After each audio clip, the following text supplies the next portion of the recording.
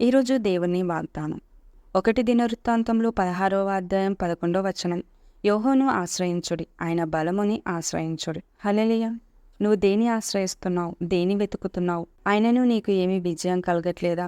అయితే ఆయనను ఆశ్రయించిన నిన్ను ఈ రోజు గొప్పగా దీవించును. ఆయనను ఆశ్రయించిన అబ్రాహాము అన్ని విషయంలో దీవించబడెను, అన్ని విషయంలో ఆశీర్వదించబడెను. ఆయన బలము నీకు తోడే అంటే నువ్వు చేయలేనంటూ ఏది లేదు, సాధించలేనిదంటూ ఏదీ లేదు. సాంసోనుకు బలము లేదు, కానీ దేవుని ప్రార్థించినప్పుడు తనకు బలము కలగజేశాను.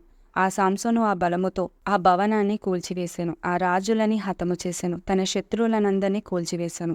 ఈ రోజు నుంచి దేవుని బలముతో జీవించు. నీపైన దేవుని బలముంది. దేవుని బలము నేను అన్ని విషయంలో దీవించును, శత్రువుని ఒడగొట్టును, నీ బాధ నీ సమస్యని తొలగించును. ఆయన బలము నీకు తోడే అంటే ఆయన సామర్థ్యము నీకు ఉంటే నువ్వు సాధించలేనిదంటూ ఏదీ లేదు. అన్ని విషయంలో నువ్వు విజయం పొందుకుంటావు, విజయముతో జీవిస్తావు, నువ్వు గెలుస్తావు, ఓడిపోవు. ఆయన నిన్ను ఓడిపోనియడు. అందుకే ఆయన బలముని ఆశ్రయించమని ఈ రోజు నీతో మాట్లాడుతున్నాడు. ఆయన నీకు తోడే అంటే విజయమంతా నీదే. హల్లెలూయా. ప్రార్థన. తండ్రి, యేసుక్రీస్తు నామంలో ప్రార్థిస్తున్నాము. నిన్ను నమ్ముకున్న వారిని ఎవరిని సిగ్గుపరచు. బలము లేని వారికి బలము కలగజేయ దేవా నీకు వందనములు.